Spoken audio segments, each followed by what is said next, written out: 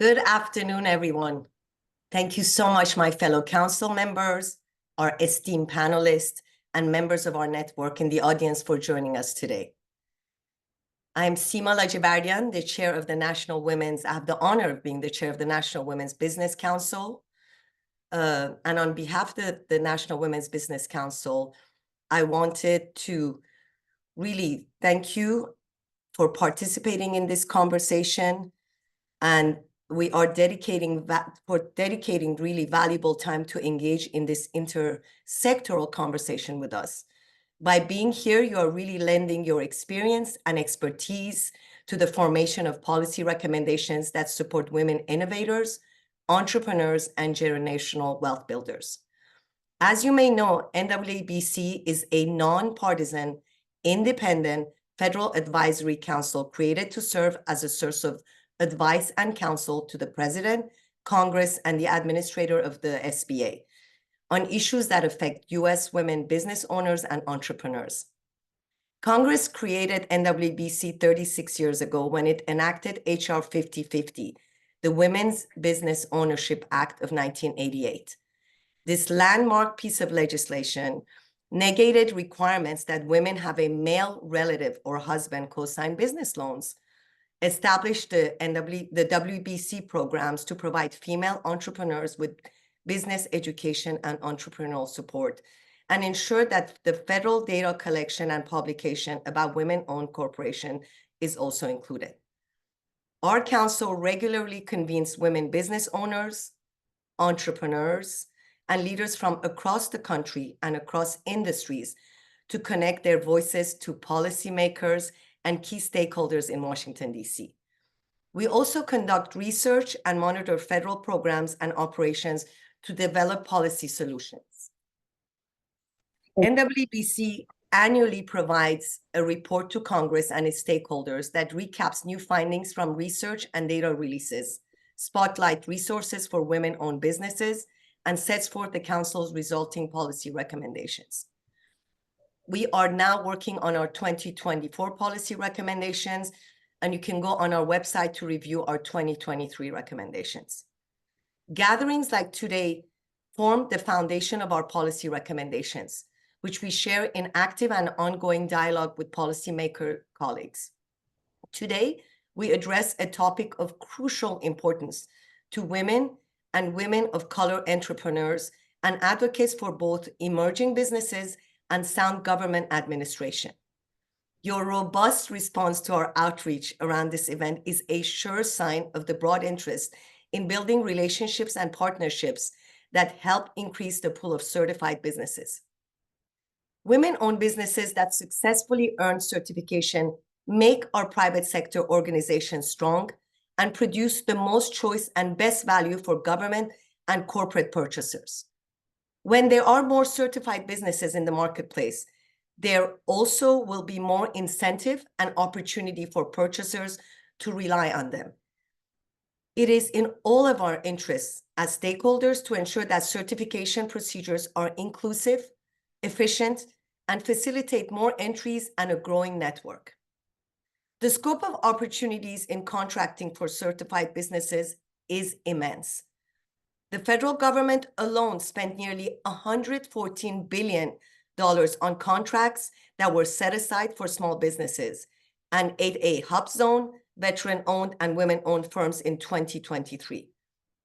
When contracts in open competition are included, certified companies won more than $654 billion in federal businesses. Certified companies themselves should not doubt, because we have heard it from our colleagues across purchasing offices, and these numbers prove it. Contracting officers value certifications and accord them positive weight in any circumstance, including when certified company bids on contracts that are not set aside or within preference programs. Certification have benefits, but also costs that we know entrepreneurs must weigh. Based on various conversations and experience, there is a complex terrain of multi-level governmental and independent private enterprise that produces similarly complex system for verifying business characteristics. While navigating and choosing available certifications can be a challenge for women and women of color-owned businesses and other disadvantaged enterprises, innovative collaborations that some of you here today have implemented have also shown how we might solve some of the hurdles that are encountered and attract more certified firms. I am so looking forward to learning from you today and excited to turn the conversation over to my colleagues and fellow council members, Pamela Prince-Eason, who is President and CEO of WeBank, and Brandy Butler, the President and CEO of ADC Management Solutions, who are incredible leaders and are part of our council. Thank you so much for being here. Thank you, Seema. We can't thank you enough for all the great work that you do. Brandy and I are both so honored to be here to work with you. We're very excited about these panelists and the audience members who are here with us. So hi, everybody. I am Pamela Prince-Eason. I am the leader of the Women's Business Enterprise National Council. You know it as WeBank. I'm deeply interested in this conversation, as you might guess, and very interested in the advancement of women-owned businesses. And as we discussed earlier, all small businesses. And that's who our organization really exists, and we all exist to serve those small businesses.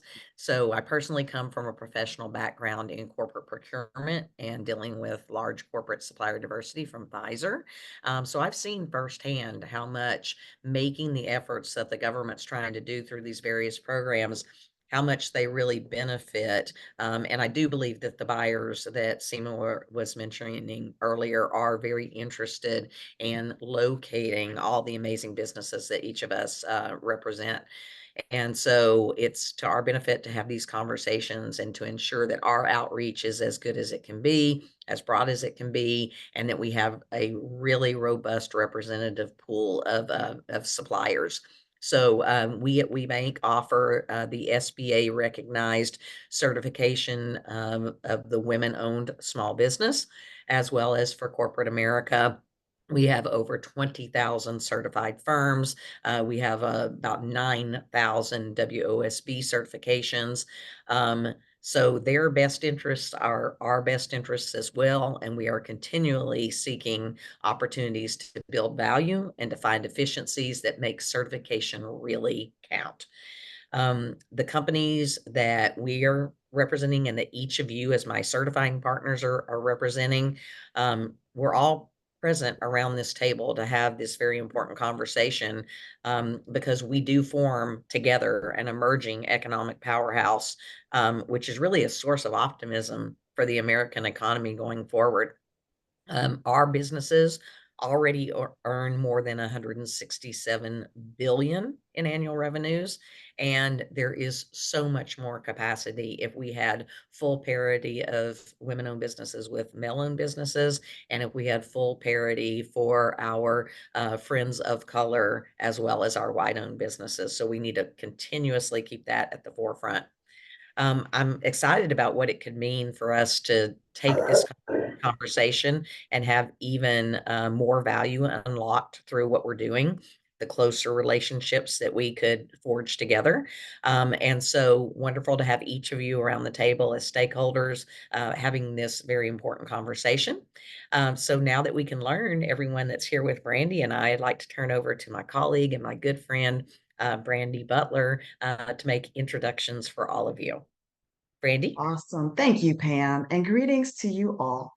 I am Brandy Butler. I am the CEO and founder of ADC Management Solutions. We are a staffing, training, workforce development organization. We've worked with many federal organizations from the U.S. Census Bureau, Department of Transportation, NASA, and many, many more.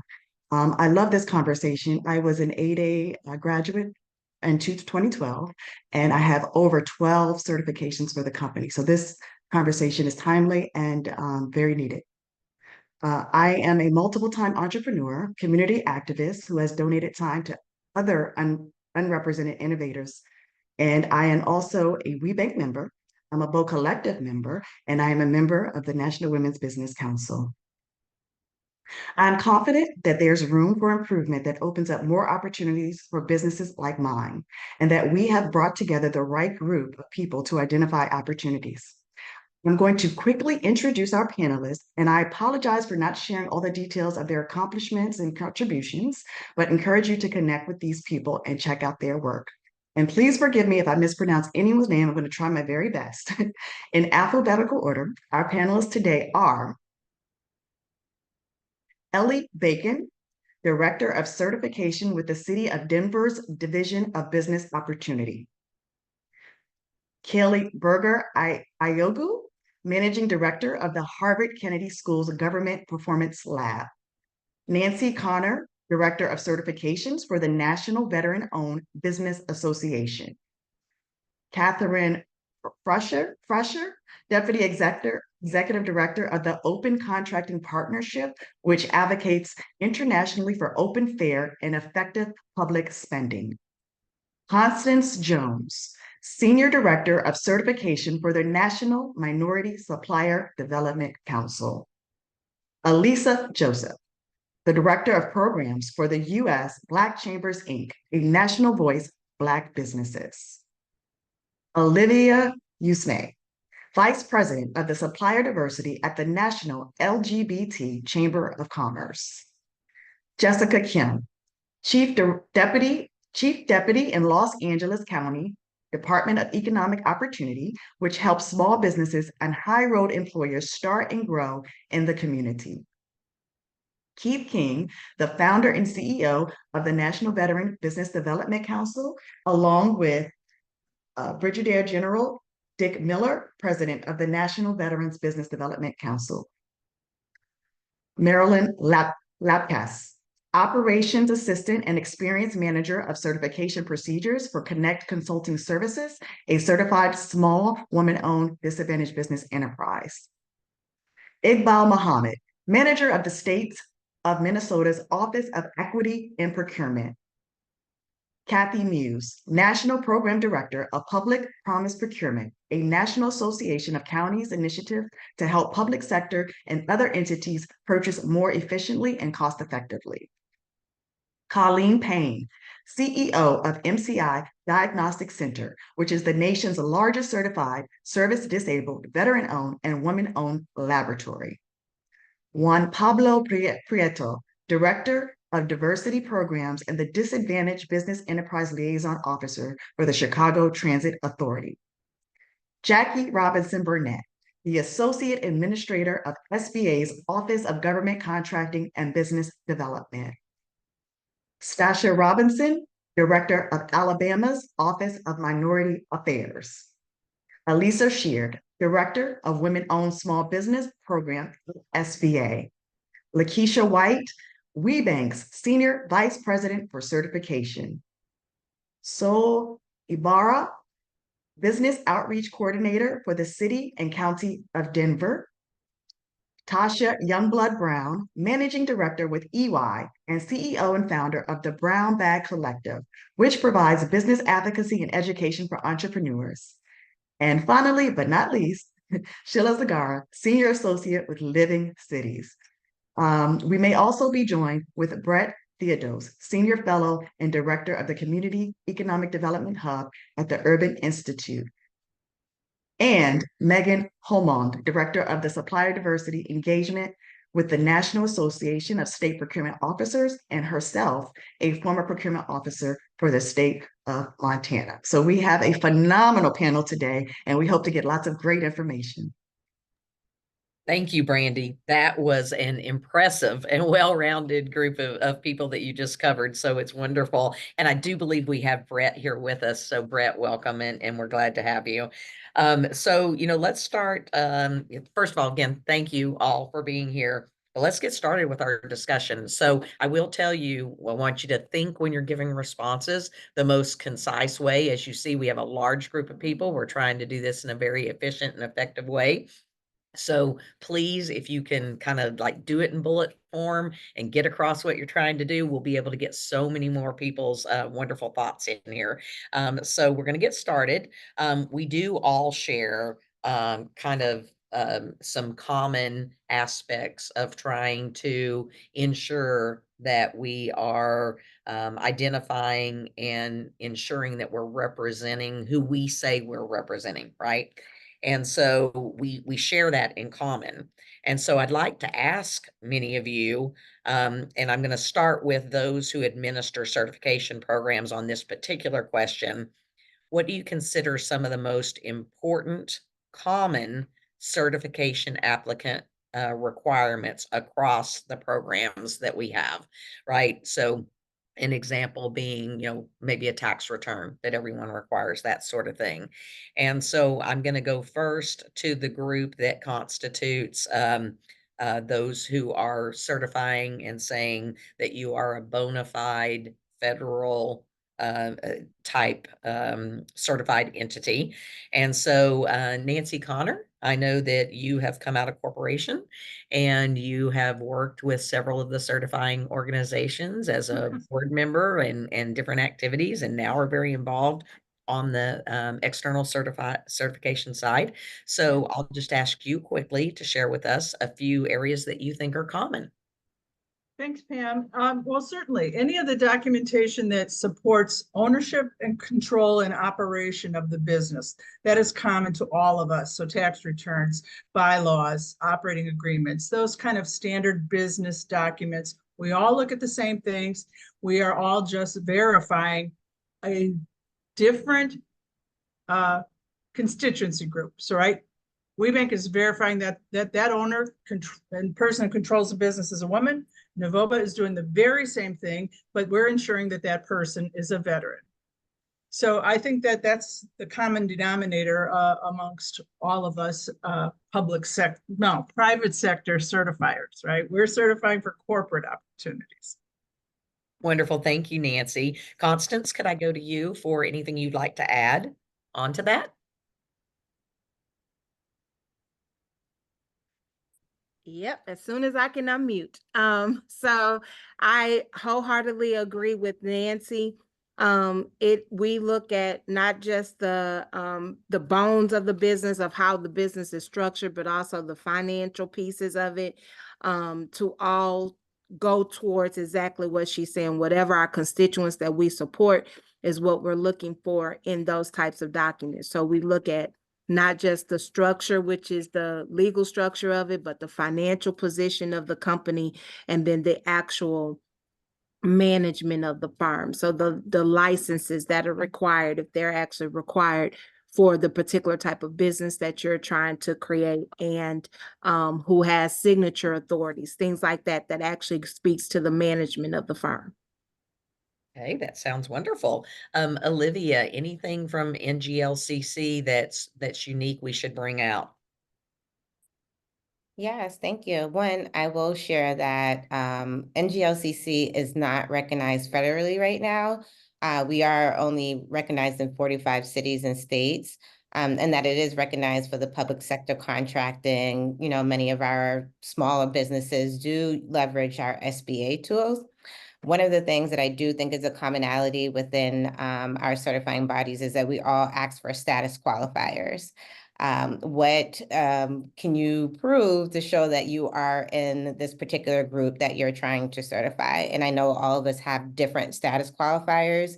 And GLCC is always working on improving ours to make it not difficult, but we also want to make it somewhat difficult because we don't want everyone coming in to get the same advantages as you will when you get that certification.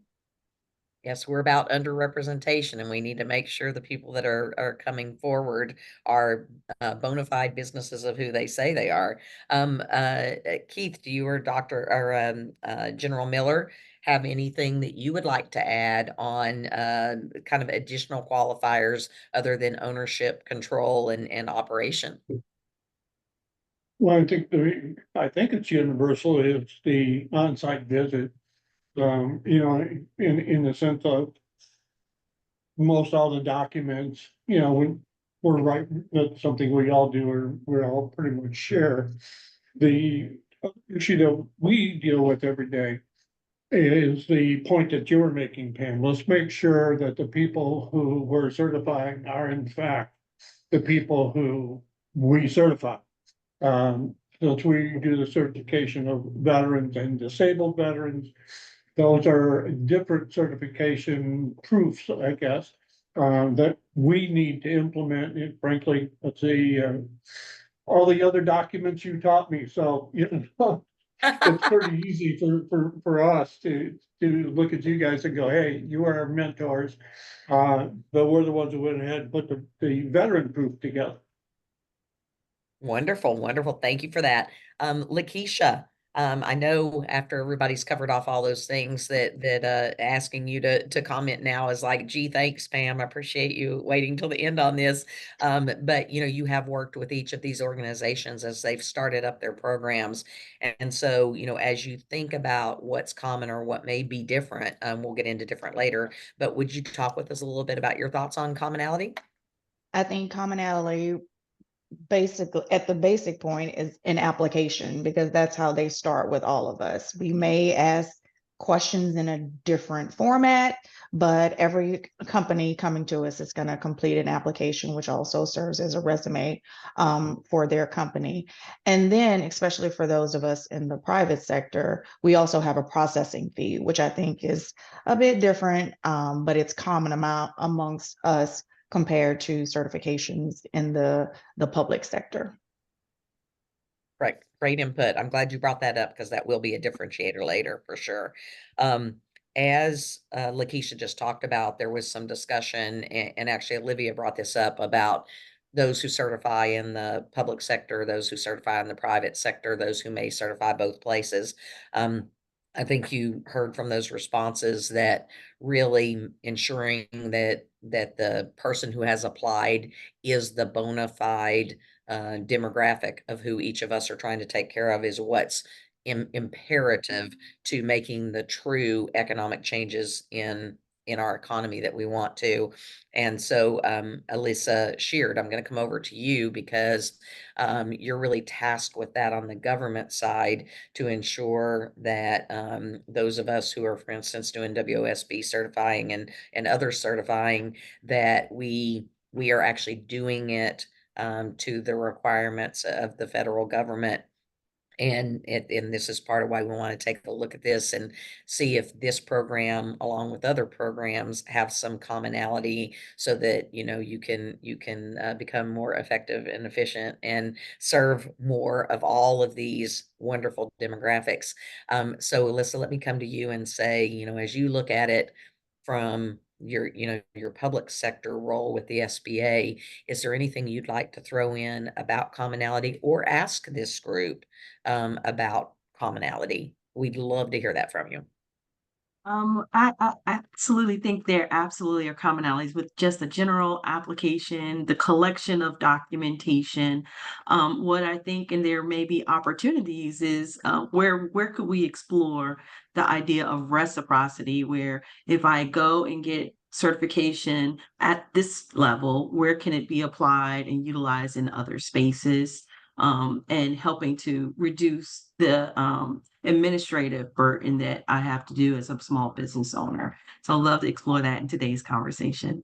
Yeah. I think that in general, several of us have had those kinds of conversations as well. And so I think we're anxious to be a part of that, that discussion. Several of us have partnerships. Another important organization not represented here is Disability In. They're a tremendous partner with many of us and could not be here with us today, but I want to bring them up. So I think that theoretically, everyone, Alyssa, feels that you're right. An application, if you think about applying for colleges and universities and that common application for a child to apply for college, right? You can definitely believe that there is a common type application process. I think it's the scrutiny with which each of us use on whatever our component is. That is what is super important, and just whomever is processing these apps, they have to recognize what could be taken advantage of and ensure that they're really trying to address that. So I think you've got good support there. I think the other thing that all of us do, I think we started off as only certifiers, most of us, but we very quickly realized to serve the private sector, it wasn't just certify, It was now we have to develop and make sure that these businesses have the right skills to scale and to understand what it takes to do business in either sector and that sort of stuff. And so I think reciprocity, once you get to everybody's structure, has some real possibility to it. I think a little bit of legal work on when someone, for instance, provides that common application, Lakeisha and our team, our 14 regional partners, they are tasked with ensuring that none of that information gets out to anyone that it shouldn't get out to. So I think that whole confidentiality slash who you're allowing to see your information when you submit the application, that is maybe something I would bring up to ensure that there's a lot more work done there. But I think generally we've been looking for some of that reciprocity, amongst ourselves as well. So I think as long as you're staffed appropriately in order to process these things, from the sheer processing of an application, that is something that we probably all believe has a lot of commonality. Does anybody want to comment, either confirm or different than that? Nancy, I see your hand right away. Yeah, thank you. Navoba has a really great example of how this can work. Navoba and Disability In both certify service disabled veteran-owned businesses. We have a reciprocity agreement because we both follow the same process. If we certify a service disabled vet, they're given the option to opt in for the additional certification from the other organization at no additional cost. We're just using, we share data if we have the supplier's permission in both databases so that access to those service disabled vets is increased. They can be found in 2 different places, and it has been a very successful reciprocity program that I think we could emulate in other cases, if everything lines up correctly. Thank you for sharing that example, Nancy. I'm aware of that, and it does work very well for your 2 organizations. Now, I see a few people who are not currently speaking that I want to make sure that we call out. And so I'll go to our other Alyssa and say, Alyssa, would you like to comment? Sure. Thank you so much for having us. So we run a program called BuyBlack.us, which provides both onboarding as well as certification. And in this realm of what we're talking about as it relates to reciprocity, we're working at this in a number of fashions. The first is we're working with NMSDC, who's also represented here, with a program that enables us to sort of select those businesses that we believe have really great potential. One of the criteria that we also have is length of time in business, right? And so implicit, I think, in all certifications is you really need to be in business at least a year or more. And I think the other thing you need to be thinking about is your revenue size. And so we are working with NMSDC. We're also working with WeBank for a separate reciprocity piece, as well as US Pan-Asian Chamber of Commerce. We have found that when we formed our program, we patterned it a lot after all of the other programs, and created sort of a matrix so that we knew what program offered what, and that we could be in alignment. So when we get to this question and conversation about reciprocity, it's easier to share information in that way. We're also working with some local municipalities, Baltimore, some other municipalities in Maryland, and as well as the SBA. So we're really sort of reaching out and working beyond some of what could be existing barriers that we have, because we all just, we created programs to support the need that we have, particularly as relating to diverse segments in small business. But we also understand the need for us to pull those things together so that we're able to share data in a meaningful way, to have people be able to apply much more easily for other programs. And because our program is all online, it makes it easier for us to just kind of be able to download information and share that with our partners. So that's one of the things that we're working on right now. Thank you, Alyssa. That is great input, and we're actually very excited about our discussions with you And those that are certified, with the 51% or more certification, we're looking forward to having you in a shared database very soon as well. So thank you for adding that. I do want to do a quick check with Jackie Robinson Burnett and just say, Jackie, did you have something you want to say on this topic? Because I know you had to plan to leave us a little bit early. And so I just want to make sure, since we're on a topic, that I give you the opportunity to say something. So is she still here with us? Yes, I am. Great, And Jackie. thank you, Pamela, for giving me this opportunity to speak. And I'm so impressed with the group of women and men that are on this call. Let me just say briefly, right now, the SBA has a 6,600 backlog of applicants in women-owned small business. Now, we have 44 professionals processing our veteran certification.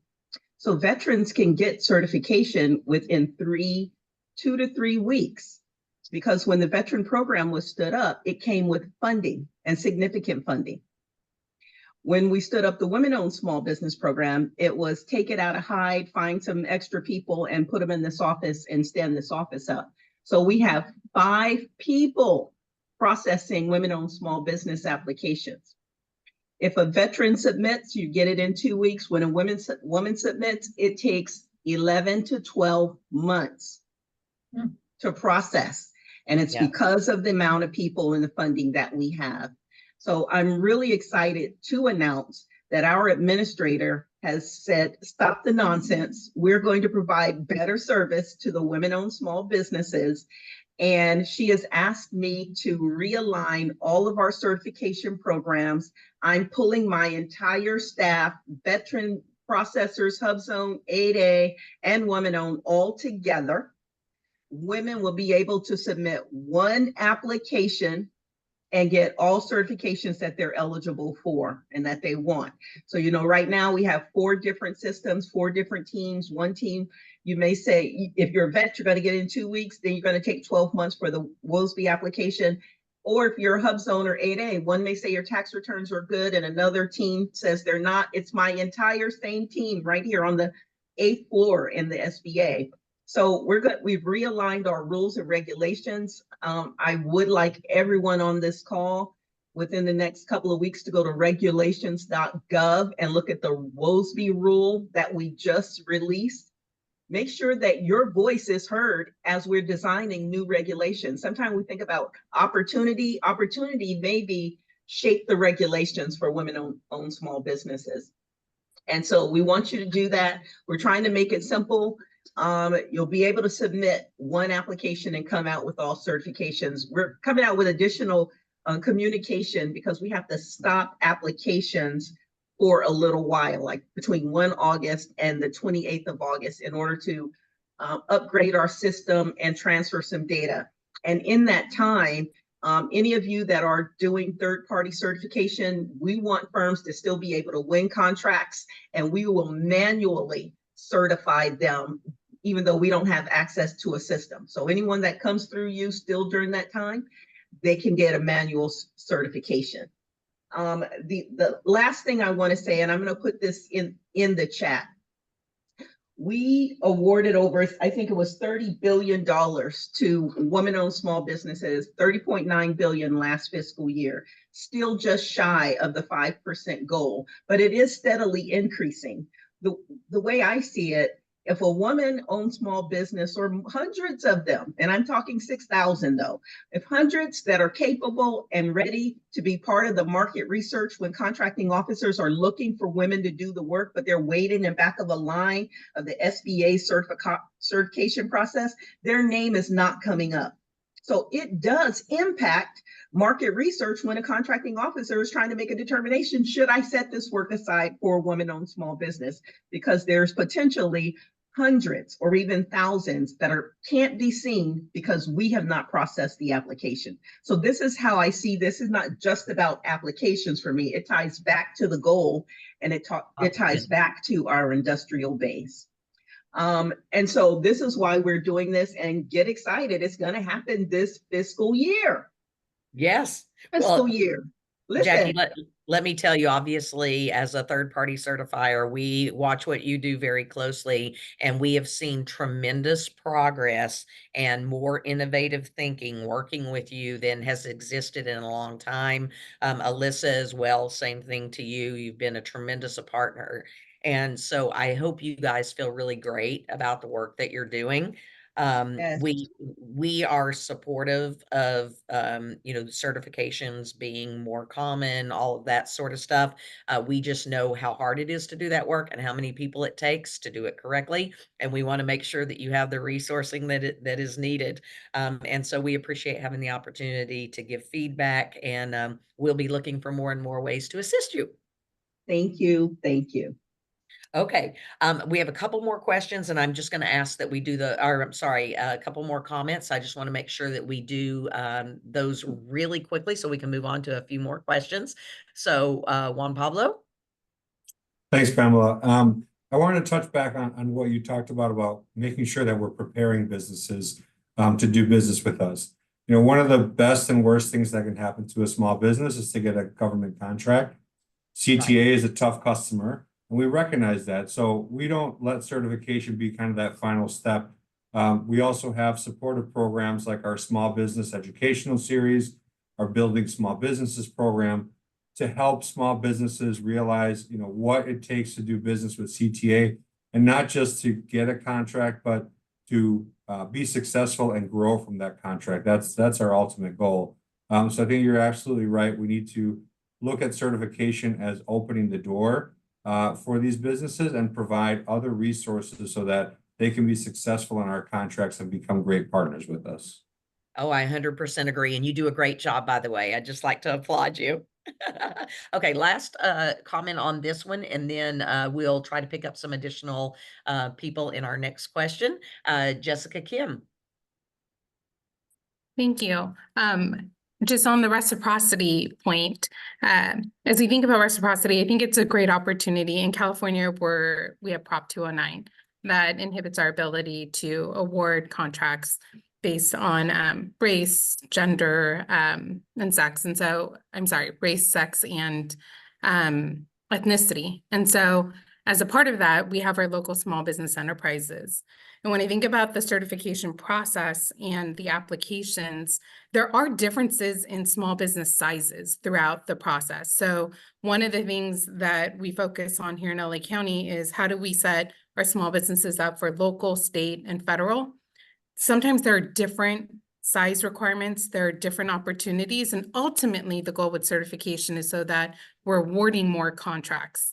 And so, and a part of our efforts, there's a lot I can talk to, but I'll be brief, is just around reciprocity is a critical component, especially here in California. And as there are challenges to laws, we also think it's important. So we have our local small business enterprises. And so how are we also preparing regions should challenges come up, that we are prepared to support our small business enterprises, our community-based enterprises, to win contracts and leverage the certifications in place. So we're still tracking, we're getting the data out, we know, and we're doing then the guided outreach that's needed and technical assistance so that we're increasing the number of certified and then awarded. And so I'll just leave it there. That's excellent input. And I'm taking a special note on those size requirements because when you look at some of what we're all looking at, we record size, right? But size doesn't always make a differentiator the way it does for you in your example. And so I'm going to make sure that we take a special note on that to call that out. Thank you, all of you who had comments, and I apologize for any questions I can't take at the moment. I'm just moving on in the interest of ensuring that we get to cover everything. But we'll pick up any final questions at the end. So please keep your questions for additional look at those shortly.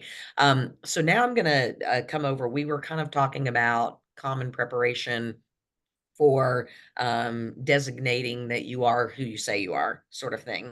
And now what I want to do is talk about similarities and common elements that actually exist between certification and those required for, let's say, regulatory processes.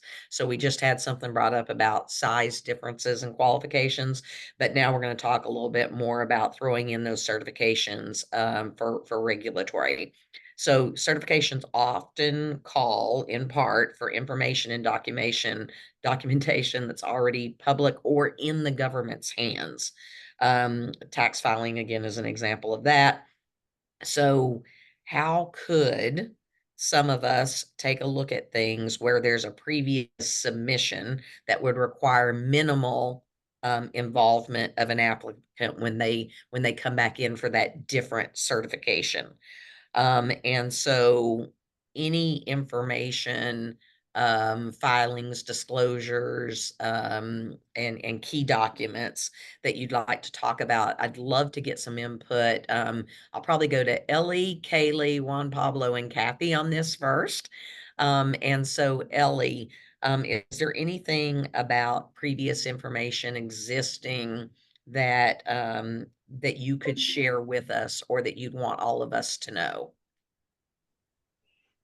Yeah, so for the city, as well as we're also a UCP partner, which is the Unified Certification Program for the DBE program in the state of Colorado.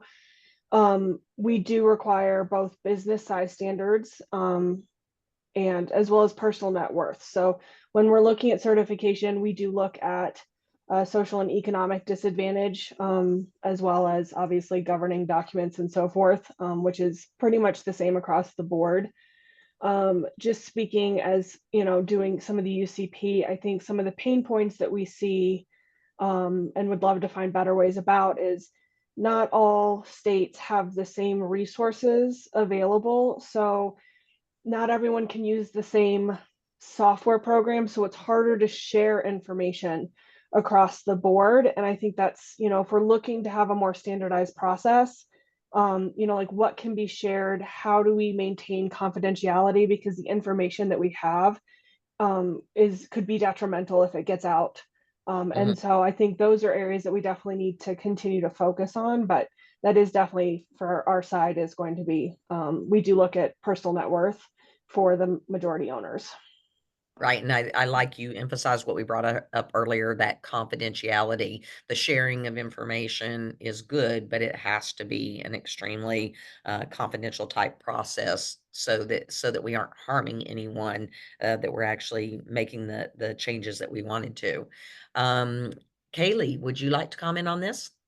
Sure, happy to jump in. I'll just give the context that we work primarily with state and local governments across the US who are thinking about these kind of programs. So a couple of pieces of advice we typically give them are one, look to other certifications at the state level, at neighboring counties or city level, and then understand just what you need in addition to that and see if there are ways to have, you know, maximum reciprocity.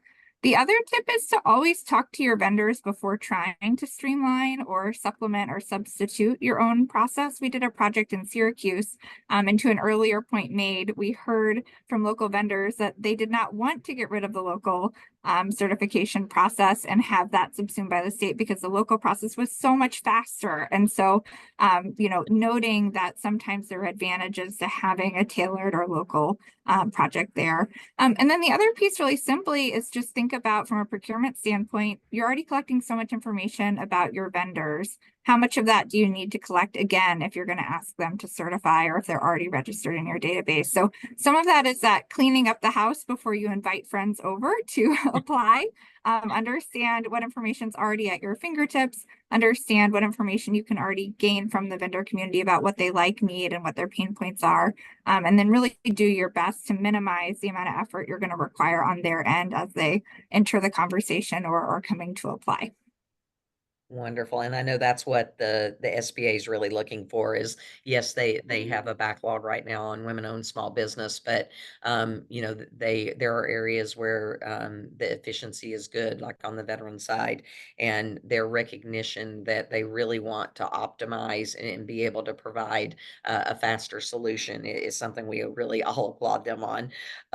Juan Pablo, want to add anything in this space? I know you commented just a moment ago.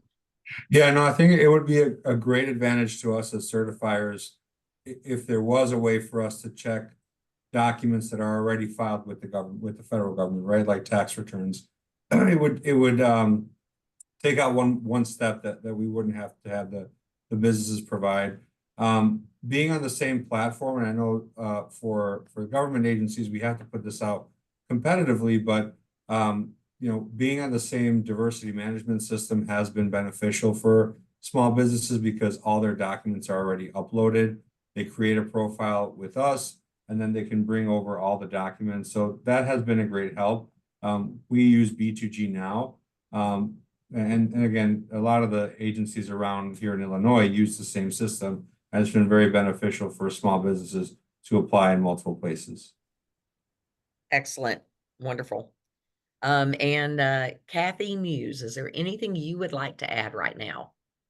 Well, thanks for the opportunity. I don't have a lot to add because everyone basically covered the points that I wanted to make, except that I do think there's a place to talk about trust here. So rather than having to actually see these source documents again and again, relative to, you know, confidentiality, et cetera, it would be great if they had been reviewed by a certifying agency or body, and that review could be trusted by another certifying agency or body so that they don't actually have to share the documents. So establishing standards for review and what those standards are, and maybe sharing your review standards amongst each other would be a great way to foster that kind of trust rather than having to share the documents themselves. Great. Thank you so much for that. Do I have any questions, comments from the audience, or anything that you want to add? I've got something in the chat I'll share with you shortly. Just want to make sure that I'm not sure I can see everybody's hand when it comes up. So that's the only reason I'm double checking. I don't see anybody right now. So I think we're okay. Let me just share that before Jackie had to leave us Alyssa, would you like to make the comment about the newly released grant? Oh, no, thank you so much for that, Pam. Yes, Jackie posted, and thank you, Ariana, for also reposting it. That SBA just released a grant announcement to nonprofits to help women in government contracting grow. And so we're just making sure that everyone is widely aware that this grant is now available. There will be a pre-application webinar upcoming. So we encourage all of those that are on today's call or listening on the call to look more into the grant opportunity that we've announced. Awesome. That's One great. other thing I wanted to highlight and to go to what Kathy was just sharing about trust. I think one of the things that we have experienced with having 4 different certification programs is firms have changed their business structure in the course of applying from one certification to another. So while it's not necessarily that we don't trust the firm, it's more of we need to re-verify something that nothing has changed for that company since you've completed one particular certification versus another. And then that allows us to more confidently apply reciprocity. So we do that for our 8A program participants, our vet cert program participants that are applying for the WOSB program, making sure nothing has changed and everything that you said that you use for that program remains the same. Or if something has changed, then we need to confirm some additional pieces of information. Yeah, I totally agree with you on that. Alyssa, Joseph, did you want to add something? Just very quickly, I think, and this is more, I want to talk about, I think, from 2 perspectives. From the reciprocity side of it, I think if we can agree upon, so there is what I would call objective and subjective information that goes into the certifying process. And when we're talking about documents in particular, if we could all be aligned that from one agency that received the documents, that it's the same document that was received from someone else. And that's everything from, tax returns to articles of incorporation, just kind of down the line, those things that are objectively verifiable. I think that helps a lot in the process. We all know that we're going to have some subjective criteria in this. And if we can point out what those things are, I think that would make the process go more quickly. On the business owner side of things, I think what's really important is, and I just want to share an example because we see this sometimes. The first thing is you have to organize yourself before doing any of these things. So the fact that we have computers and we have digital technology, any documents that you are preparing for one certifying agency, you need to make sure that you keep that in the folder for all of your certifying entities. That is really, really critical, so that to Elisa's point, you're still sharing the same information. The second thing is that we also see sometimes that there's a change in sort of, I want to say from sort of a change in name, or, this was the original name and now you've added something onto it. Those are things that I think you need to stay away from because it just confuses the process. And I think the third thing is understand we can leverage AI right now in some ways from a research perspective that make our lives a lot easier. And so I think if you understand, and I think this is both on the reciprocity side as well as the business owner side, AI can do this work for us now, where we can just say, can you compare the certification lists? And we can do this based on the checklist of what's required from each agency that you might be interested in. And so that way, again, from an organizational perspective for the business owner, you know exactly what's being asked for each. You're able to prepare one common folder that includes all that information. And then for each individual one, there might be one or two documents, as opposed to having to do it, 3 or 4 times. So that would be, that's what we see a lot. Yes, that was excellent input. We have gotten ourselves off track, so I'm going to hold off on any additional questions. And actually what Brandy and I are going to do is we're going to move into kind of the part 2. We talked about a lot of commonality here. So we're going to go to kind of the pain points and the essentials pieces. And Brandy, you can take it from there on anything that you want to ask in that space. All right. Well, thank you, Pam. We've surfaced a lot of constructive observations today already. And so now we want your assistance with translating them into actionable recommendations to our colleagues and the federal government. Are there any potential unintended consequences of streamlining and synchronizing certifications, or other actors not represented here today that would play a part in implementing effective solutions to lower the potential burdens of certifications? And I'd like to start with some of our panelists that we haven't heard from. Brett Theodos, is this something that you can respond to for us? Great to be with you all. I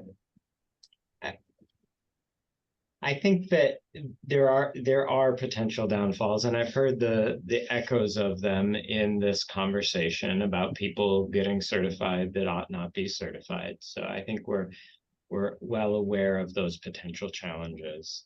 I think we've got to think more carefully in our current legal environment about how the certifications play against one another and work together. And so I haven't heard that come up yet, but I'm sure it's in the foreground of everyone's mind, not even in the background. So I don't know that I have more to add. I think this group has really great instincts on it. Yeah, there's a lot of expertise here. Stasha, we would like to get some input from you.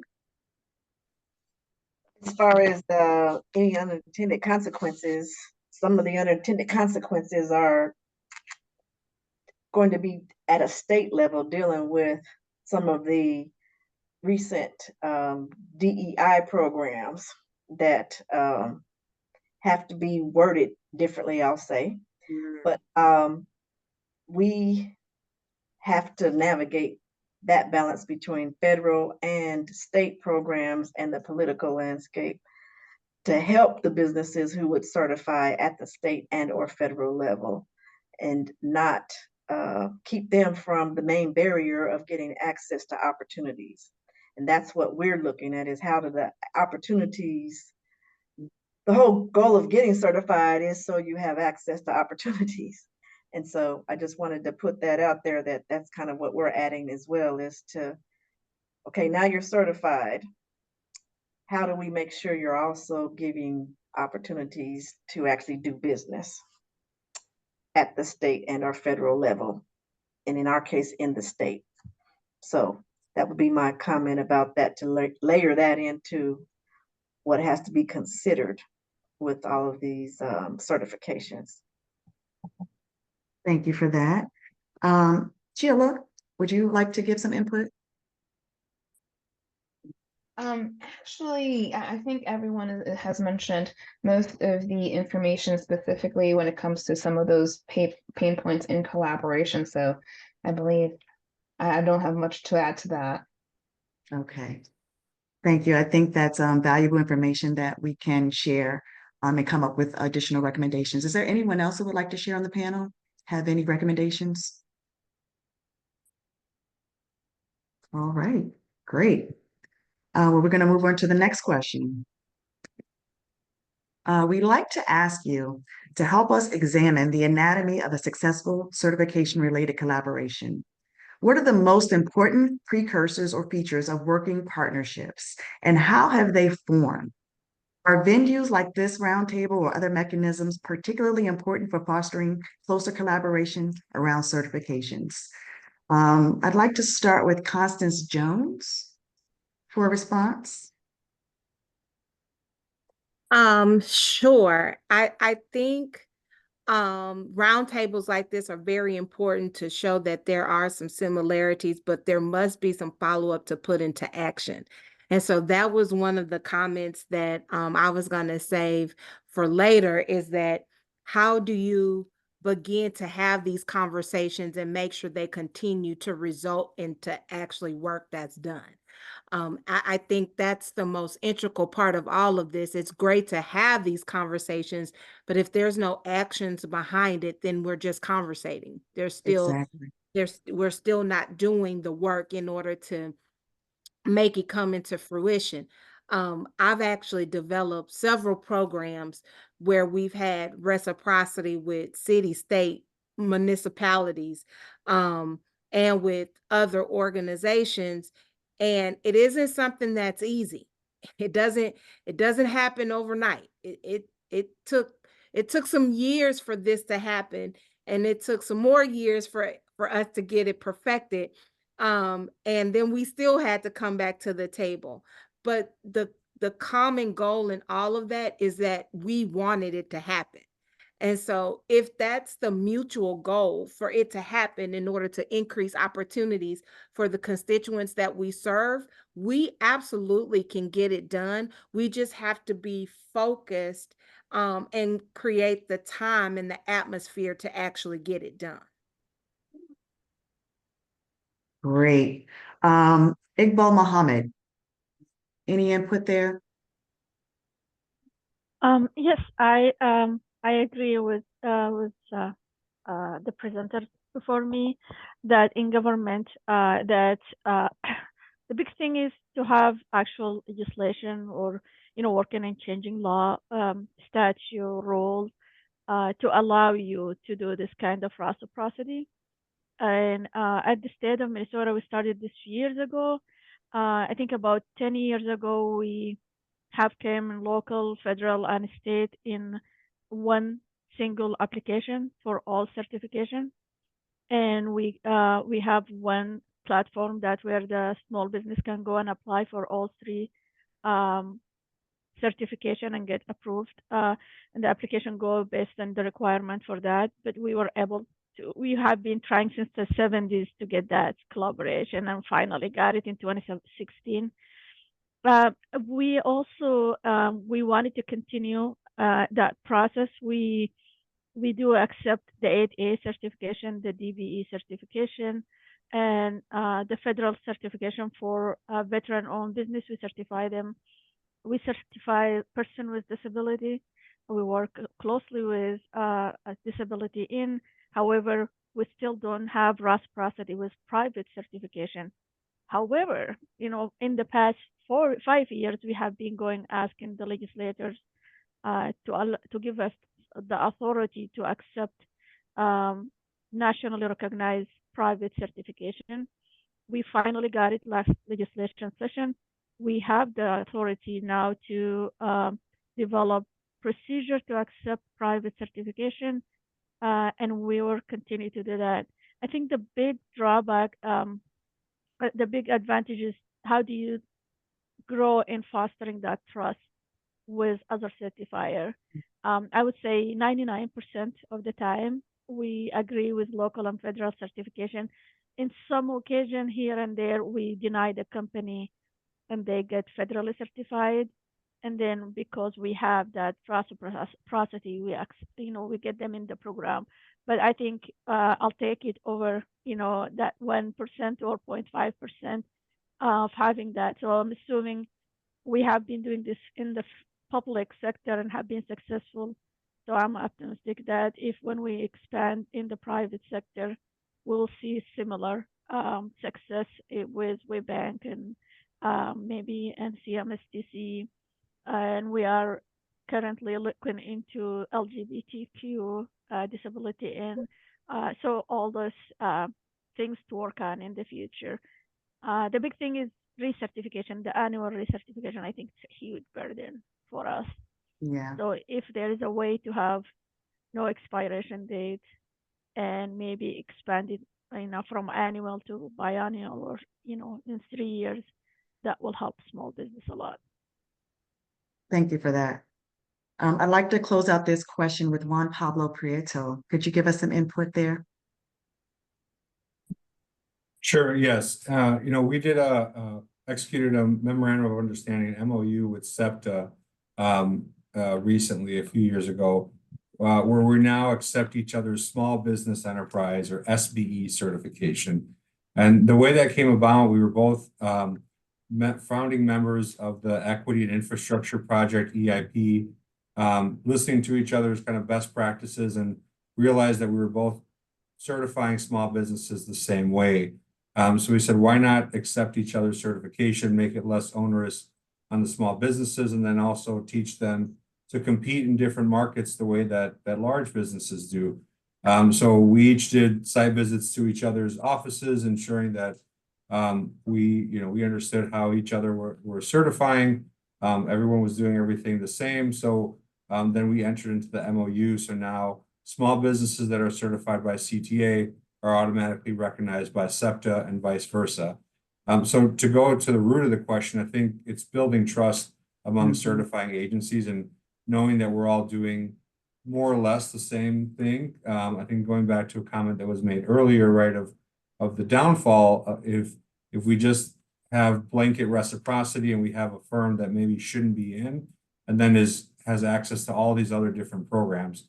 So we can work together in spaces like this to make sure that we're all doing things more or less the same. We can move to more reciprocity agreements so we can build that trust among certifying agencies. Wow. Yeah, I think that would be huge for small businesses, for local agencies. Amazing. So I'm going to turn it back over to Pam, and she's going to conclude with the next few questions. Pam? Okay, Brandy, and I'll kind of tag team with you on this. Okay. So in this last kind of 25 minutes that we have you, possibly just a little longer, want to talk about some things that are kind of essential for SBA to hear about from each and every one of you here based on who you're here to represent and what processes you're here to represent. And so one of the things we're going to talk about is kind of what are proof documents, et cetera, and what are characteristics that we need to make sure are being considered, and are there some alternatives to some of those that you've always thought could exist? So that's one of the first things we're going to talk about. And then we're going to move. We'll make sure we get all of these in. Then we're going to move to talking about costs. And Randy, when you were talking about your 12 certifications, I was just thinking of some of those would cost money, some of them wouldn't. And so there would be a hard dollar cost on submitting those applications. There's the time to put them together, but there's other costs as well. And so we want to have some conversations with all of you about where you find some of those kind of cost pain points as well. And then, we all have said we need these businesses to be prepared and ready to, compete for business. So I want to talk a little bit about technical assistance and other things that are attractive to the businesses that we certify. And so I'm going to do some kind of rapid calling on people on these topics. And so, certainly, if you have something to add, please raise your hand. I hope that I will see it. As I said, I can see some come up and then it looks like they go away and that sort of thing. So I want to make sure that we're not missing anybody. I assure you it's not on purpose. So let's talk about the first of those topics, which was really some of our corporate, state, and local partners here. One of the things that's important is those valuable characteristics, right? Or abilities that need to exist within a vendor or a supplier that we're all trying to certify. So thinking beyond the usual things, right? We know we're talking about women, we're talking about veteran, we're talking about LGBT, we're talking about ethnicity, etc. What do you kind of consider items that could serve as evidence that may not have been kind of mainstream evidence in the past? And are there other things that you believe should be recognized or valued in some of the certifications that haven't been? And I was going to try on this one, Iqbal, Kathy, Sol, and Tasha. So I'll kind of go in that order to make sure we're getting some differentiation there, and then check to see who has something. So Iqbal, is there anything you'd like to add that you haven't already said?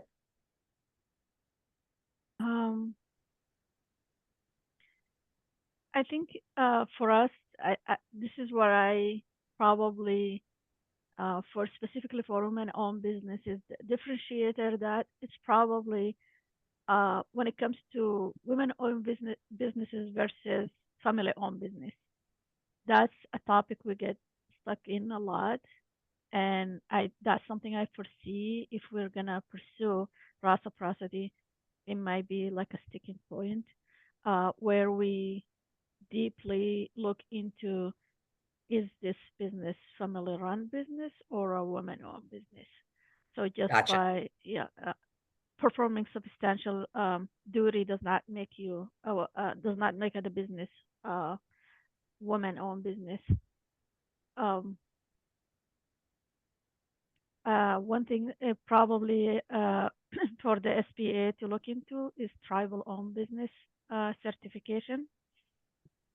And what is the implication for a woman, indigenous woman-owned business, a woman-owned business to get certified? This is a group that the smallest group in our certification. We're trying to grow there, so I don't know if WeBank have been successful in recruiting and certifying more indigenous-owned businesses. So those are the things that probably want the SBA to hear from me. That is actually excellent input. I'm super glad that you brought that up. The certification for in our indigenous colleagues, that has really been hard for all of us to penetrate, and there's talent there that is not getting the opportunity, and I don't think everybody's got the layout of an organization to be able to be beneficial there. And so I think that it does need some special thought given to it. And I'm super glad you brought that up for all of us. Kathy, is there anything you want to add? No one has to feel that they have to. I just want to make sure that we're giving everybody an opportunity. Kathy, anything you want to add here? Thanks so much for the opportunity. I'll be really quick. We're talking about adding some certifications or looking at certifications that may be important. I do think that all over the country, there's a strong focus on corporate social responsibility. So if we're talking about looking at certifications, we may look at environmental certifications as well as others that are becoming more important, and how those may be rolled in reciprocity. Although I do think there's a lot of source documents that would be a lot different. However, Iqbal started talking about the operational documents, talking about control, and some of that CSR work is seated in those control documents. So I do think there's opportunity there. Thanks.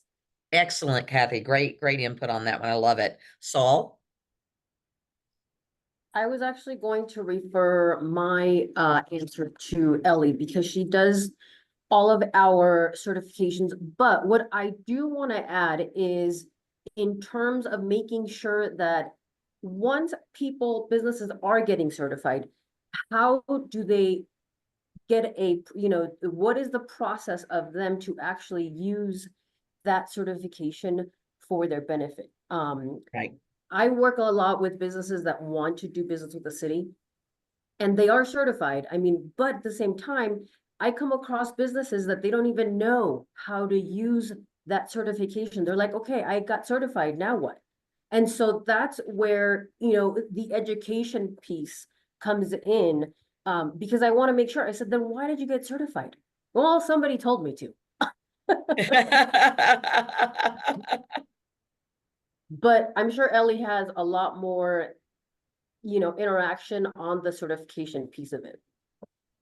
Ellie, is there anything you want to add before I go to Tasha? Yeah, I think the big thing, especially with, the difference obviously between like the city certifications, is that ours is based off an availability and disparity study. And in order for us to continue to move forward, we have to reauthorize our law every 5 years. And so I think the big thing for small businesses to understand is this is a perfect opportunity for them to give feedback of what they need to move forward to be successful in the arena. Because once it's open, like we have focus groups and so forth, so that we can continue to grow the program so that it's not stagnant. And I think, I don't think enough businesses take the time to share their voice. Like they don't do anything with the census. They don't participate in focus groups. And I think that's going to be the most important thing moving forward with any certification program, especially with the political landscape, is that our businesses need to make sure that they have a voice and they need to use it and not just complain after the fact. Like we need to figure out ways to get it to move forward. Ellie, that's excellent. I think that that's coming up more and more as we recognize that women's voices need to be heard. And so I'm glad that you called that out. I'm not sure that would have naturally come out. And so that was really great input from the two of you. Ellie, I'd also like to tell you guys, you and Saul, we just had our conference in Denver in March, and we had so many women business owners from your area there. And the resources and the work that you guys have been doing with women businesses has really been great. And so just wanted to really applaud you on the talent levels that we were seeing there, and the women that we get to interact with as well. Thank you. We loved having you here. I was there. Yeah, I know. I remember. Tasha. Yes, thank you for the opportunity. And I want to thank Ellie and Sol for kind of teeing up directionally where I was going and thinking when you stated that question, Pam. I think the important piece here is around certification. It's not sort of positioning women to be certified just for certification's sake, right? So what does that mean? When I think about your question, I thought about growth. Are we positioning women-owned businesses for growth, and what does that look like? As a, representing EY as an organization that looks to not only honor those certifications that we're talking about today, but also scale and grow businesses, some pieces of information or some indication to really position women-owned businesses for opportunities would be centered around making sure that they have business plans for growth, for example, of some sort of plan that speaks to directionally, what do they want to do with a particular certification? We could look as we talk about data or historical performance data. What does revenue growth look like? What do profit margins look like? We can do some market opportunity analysis even to be able to help position organizations to really get those opportunities. I think, you know, we talk about the certification, and I think someone mentioned education earlier, but then what does that really look like upon receipt of? And maybe we can do a little bit more work in the upfront path there for women-owned businesses to position them to scale once they receive those opportunities. A lot of certifications sit on the shelf because once they receive the document, if you will, or the sign off, they're not really positioned from a financial health perspective or have that access to capital to grow. And that growth, I think, lever is an opportunity that we can all help businesses to push.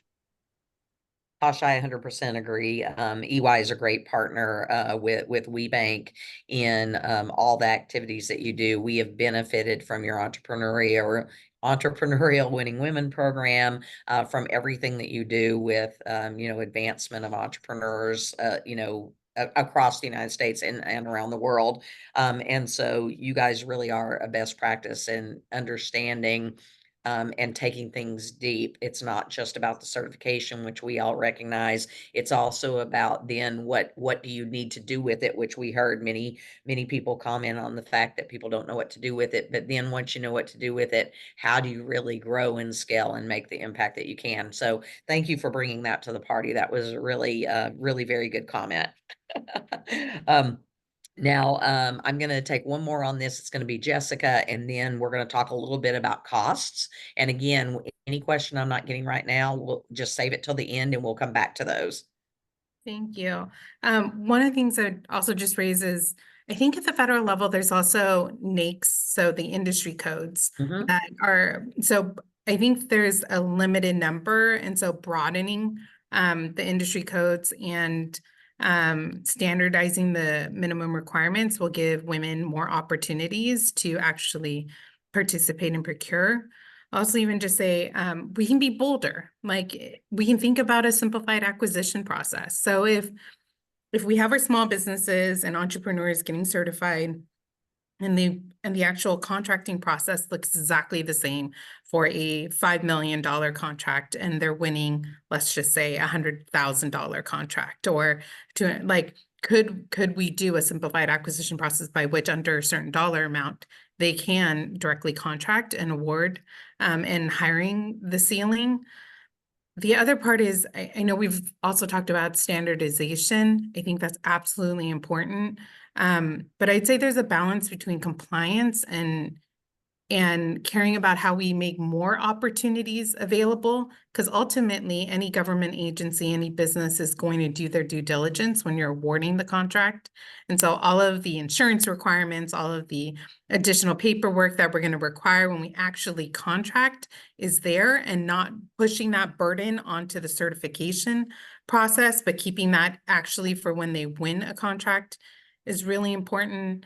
And then I'll just also just say two more things, which is on the reciprocity part and the technical assistance, the Department of Defense, I know they fund the APEX centers, formerly Procurement Technical Assistance Centers. I know for us, we're one of the centers here. I think they're a great partner in this conversation because, to everyone's point, like, getting the certification is one thing, but sitting down with the business and saying, your good in service, this is who's buying it at the federal, state, local levels is critically important. And so investment in those types of assistance is important. And lastly, I just pitched to SBA. You have a system in which so many businesses are getting certified. Most certifying agencies do reciprocity with your certifications. Consideration for allowing other municipalities to come onto your system. And so when we think about we already do reciprocity with the SBA certifications. Could we then leverage that system where folks could buy into it? Because then the paperwork that was already submitted to being certified, the standardization that could come across that from a federal, state, local jurisdiction, it's all there. I think creating additional certifications sometimes create barriers for employers because it doesn't translate up. Because when federal contracting versus state contracting versus local all look different. But since most agencies recognize SBA, it'd be great if we could perhaps even purchase into your system as our system and expand and customize as need be. But I just think that would go a long way to helping alleviate a lot of pain points. Great input, Jessica. I appreciate it. Now, I know I said I was gonna, before I move to the next one, that was gonna be the last comment. But a few of the things that you said, I know Alyssa has a hot response on.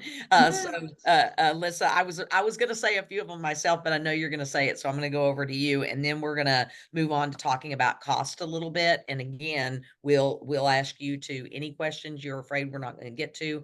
Please put them in the chat because the wonderful team at NWBC will make sure that we're getting this information right back to you. And I am trying to leave time for Brandy and I to take additional questions and comments from everyone. So Alyssa, on this topic, you might have had a few things to say. I do. I don't know where to start, but I'll try to cover a few of the areas. The first item, the industries or the NAICS codes that as you described, it's not a factor of getting the certification.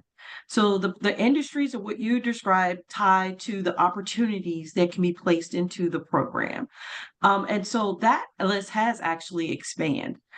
So it used to be 444, and now it's 733, which is 80% of the federal spending categories across the federal government buying activity. So that has expanded, which we have seen, as Jackie shared, an increase in number of opportunities for women-owned small businesses, as well as yielding higher usage of women-owned small businesses across the federal government. But there's still more to do. Now, I can't speak to the system availability because that becomes a federal security, privacy, all types of criteria that we would have to bring a whole OCIO and other implications involved in that. But I get what you're saying. And if maybe it's more of utilizing our other resources, which is our data.sba.gov platform, that could become more of a utility across the nation, and for other suppliers. Same thing as our system of award management that GSA, the General Service Administration, runs. A lot of organizations pull down information from that tool and then put use to that. And so maybe something similar is what we could explore here at the Small Business Administration. Highlighting also we have SBA resource partners across the entire country on the work in partnership with our Apex accelerators. And so DoD fund those. SBA provides grant funding to resource partners all across the states and our women's business centers, which many of you are also supporting across the country. And so I always encourage a firm, start with those counselors first. Don't just apply for the certification programs until you understand what you're trying to pursue. Each of us in our state, local government, and even in the federal government, we serve a purpose, and your business has to align to that purpose. So even if we're going to look at reciprocity, and I know many states accept our SBA federal certification, is that certification what you need for your business objective? And if that is what your business needs, is it, am I going to do business with the commercial organizations like the Walmart or Amazon or whatever businesses? Am I looking to do public sector work? Am I looking to do federal level work, which is also very different? So I think that is the conversation that we all have a responsibility as certifying entities of communicating how this certification can best serve you as a small business owner. Excellent, excellent. So let's now move on to cost, because we really want to hear from a few of you we haven't heard that much from on kind of the pain points that you really want to ensure that we're aware of. And so, Marilyn, is there anything you'd like to talk about? Obviously, we know there's the hard cash cost of various certifications. And we definitely hear that the SBA has resources available to help to understand what certifications are valuable for and who might go after certain certifications. But what other costs do some of you want to make us aware of? And Marilyn, I'll go to you first. Well, thank you so much. I think I'm going to reference back what Alicia said about getting yourself organized first. You get all these checklists and, you know, you start to do the certifications and it is very overwhelming for a small business owner. And I'm not the actual owner. I'm the person that's actually doing the work of uploading all of the data. And every system, everything you said was a commonality is a pain point for me. Because if I'm uploading tax returns to 5 different systems, that's now 5 different systems that have a potential security leak of my tax documents. Totally fair. Yeah. So for all of those commonalities, think of those as a pain point. Okay. Jackie mentioned the whole backlog with women-owned WOSB. I had a third-party certification. It still took me 3.5 more months to get my business claimed because of a bug in the software system. So fix the bugs. I'm just going to put it out there. What are the bugs that could be causing issues for us to give up? I'm not the business owner. Imagine if she was spending 3.5 months trying to do that versus working her business. Probably would not be doing it. Exactly. And I have a software engineering background, so I come at this from a very different perspective. If you're going to have multiple application portals, maybe standardize the order of which you actually access the data so that my organization matches your organization, so I can just click through my folders and upload. But, you know, I'm entering addresses, NAICS codes, references, slightly different formats in every different portal. So maybe you don't have reciprocity, at least have standardized formats and standardized order of a business, because then reciprocity could become easier.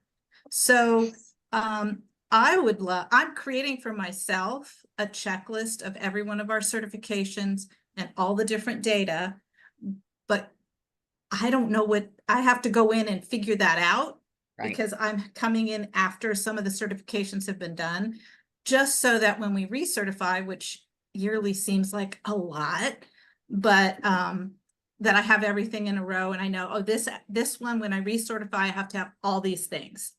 But I can't get that list always because you can't go to the next step unless you've done the previous step. So if someone could create that checklist for me, that would save business cost, time, and money. Because if I'm doing it, I'm sure another businesswoman or business owner, and not just a woman business owner, is doing the same thing. Yeah. Excellent input. You covered that so very well, Marilyn. Thank you. Thank you for that input. Truly, I'm glad that you shared that. That's something we need to remind ourselves of. Colleen? Yeah, I'm the man on the ground, not sitting up there. I'm like the one actually pushing the buttons. Yeah, well, we heard you. Let me make that clear. We heard you. Colleen, is there anything you'd like to add?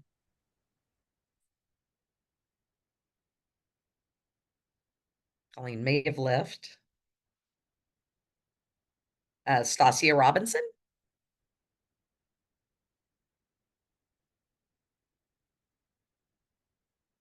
I want to make sure I'm not missing. Okay. Alyssa Joseph, anything? Oh, I'm sorry. I was trying to get my camera back on. I apologize. I was No just problem. adding that the final comments have already been included, and I always just want to end with making sure that after all of this work that someone puts in, that it leads to opportunity to do business. Stasia, that's such great input. And one of the things that I don't know to what degree you worked with the National Women's Business Council, but the staff that works in this area, Erin, Alyssa, a number of the people who are on the call kind of in the background right now, they truly take this role very seriously, and they take it kind of twofold. One, they realize that within the world of the SBA and within the world of federal government, the work that is occurring around certification and the improvements that could exist so that it leads to tremendous opportunity. They take that very seriously, and they're really honored to play the role of having these discussions. But everything leads to next step actions of what we need to do. And, you have Alyssa Sheard here with us, who will be taking a lot of this feedback directly in as an implementer of this tremendous work that's going to be going on, along with a number of us, but Alyssa probably most importantly. And yeah, I know I can vouch for her very seriously, that she listens to what people are saying. She looks to apply it as a best practice. The responses I saw on programs like 8A being attacked, different things that have happened with the MBDA. I mean, I'm really impressed with the SBA for the level of response that's been there. So thank you for voicing that and feeling comfortable voicing that. And I hope that you will see the kind of actions you want to see from this. Got you covered. Thanks so much. Thank you. Sheila, is there anything you want to add before we have one other question about technical assistance? Yeah, actually, I had kind of put something in the chat, but I'm listening in, especially when we're thinking of like, fill out the surveys, make your voice be heard for businesses. And sometimes as small businesses, for Living Cities, we work with businesses in general, but when it comes to capital allocation and seeing how we can help small businesses grow. So considering that, sometimes businesses have filled out so many forms and they're survey formed out. They're just trying to, do the small business thing that they have to do their day to day, and doing the extras is just like another thing on the list of things, right? So Right. part of some of the things that Living Cities does is create networks. And one of the networks that I'm thinking about is like, hey, what are those small business serving organizations that can really help business owners navigate through the timelines, the checklist that we want to create? Like they're really the ones that are able to say like, hey, we know what the process is like. Here is the checklist for our particular city, area, municipality, demographic, federal funding and whatnot. But then what does it look like not only to provide the technical assistance and mentorship programs and that counseling of, do you really need this certification or not? But once you do, how do we best help you use that certification? And I think that's the big piece that we're a lot of us are highlighting. How do we help you make the most out of this certification if it's beneficial for you? There's some companies like the big head honchos that know how to make the best use. They know all the tips and tricks and how to fill out an information and how to bid appropriately and to really land a contract. So are there, in each municipality, I'm looking at Denver, Los Angeles, Minnesota, like, are there organizations that you can really, connect a small business owner with to say, hey, this is the right organization for you that can help you with this part of the process, that can help you with scaling your business, that can help you find those other grants and opportunities that are available in order for you to be able to succeed, especially when you have small, SBA micro lenders that can connect the dots when it comes to scaling a business. So those are just small thoughts as I'm hearing everyone in the room. That's wonderful. One of the actions that the NWBC is working on right now is really defining that network, and trying to make sure that that's available to everyone. I think that the thing that I personally cringe about sometimes is I know there are a number of people out there that play on some of the difficulties of this, and they really have a number of the businesses trying to go for certification spend a lot more money than they actually need to in getting to what these outcomes are. And I think every one of us is probably shaking our head, yeah, that's totally unacceptable. I also think that there's a real lack of understanding of how much is available free during or through the SBA and the resources that are available there. in full transparency with WeBank, we are a fee model. You have a fee for your application, but with that comes the additional add-on services of the ability to scale your business and attend trainings and different things like that that are very, very beneficial. But I think that, again, each business owner should pick what is best for them. And there's no place better than the United States to be starting a business and trying to grow a business. The resources are tremendous. So we will definitely take back notes relative to that network and the assistance that's available to everyone throughout that, so it can help someone say, if I'm a business like X, who is best to be able to help me.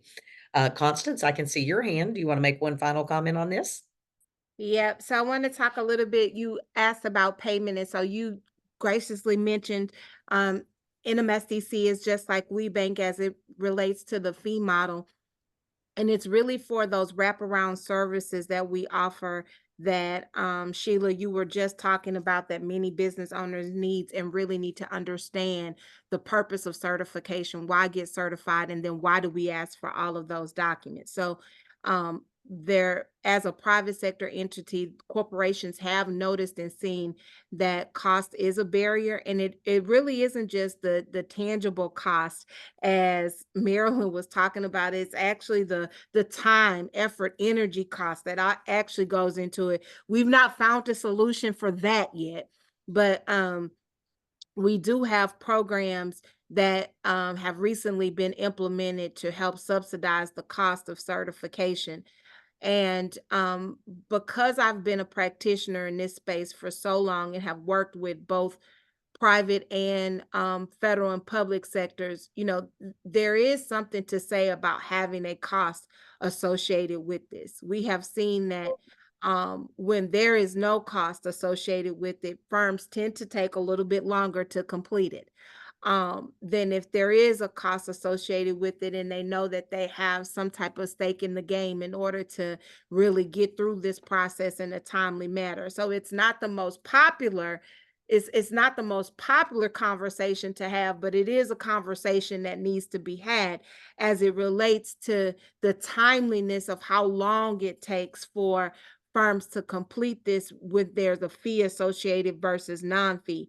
I do think that there's some streamlining that absolutely can happen there.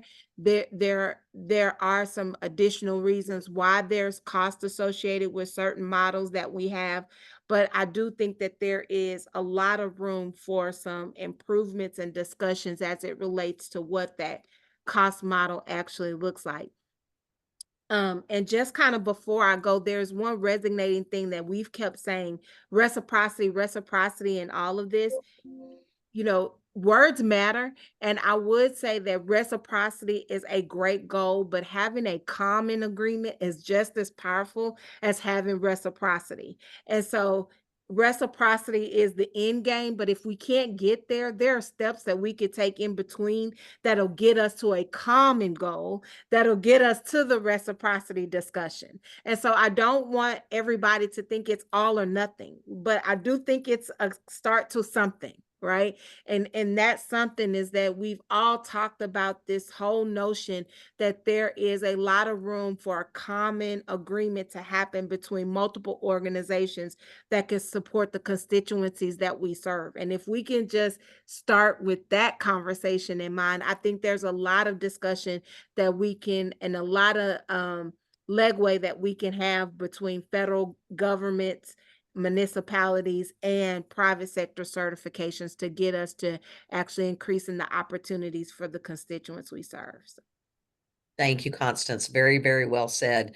I know that unfortunately we're coming up to the wrap up on this, so please make sure that anything that you want to be heard that hasn't been heard is over in the comments section. I think we've identified that we have not called on Catherine Frosher yet, the Deputy Executive Director of the Open Contracting Partnership. And so I just want to make sure that we call on you, Catherine, and get you. Oh, thank you. I thought the technical assistance question that you were queuing up was for me. So I was patiently waiting to the end. No problem. I will jump in. I was going to say that is where we're going, is for the wrap up. It's on technical assistance. So I'm letting you take us there. Perfect. I can start with that. And so we are the Open Contracting Partnership. We work globally. So I also just wanted to say, this is a US problem, but just a number that might stay with you. The public procurement market globally is $13 trillion, and 1% of those contracts are won by women. So this is really a global problem that we are talking here about. And in terms of technical assistance, what we do is really work with governments, right, to help all businesses, but especially historically disadvantaged businesses, be able to win more of that public spending. So I think many people have said that here, but thinking about certification as this welcoming door. So the word welcome is there, right? So it needs to be easy. It needs to be friendly. We have values, right? And those values should be felt in the way you apply for your certification and then how it connects to your vendor registration. But then also being able to make the whole experience better for the women-owned and women-led businesses in terms of how you participate in a solicitation, how the contracts are being managed, but also how you get paid. Someone said maybe the worst or best thing is to win a government contract. The worst thing is to win a contract and not getting paid. And that is something that happens to many small businesses, in the US and everywhere. So what I appreciate about this conversation was that, you hung it up on certification, but we really talked about the whole system. And I think that's really good. And yes, we are here to help with part of that puzzle. And thank you so much for your input.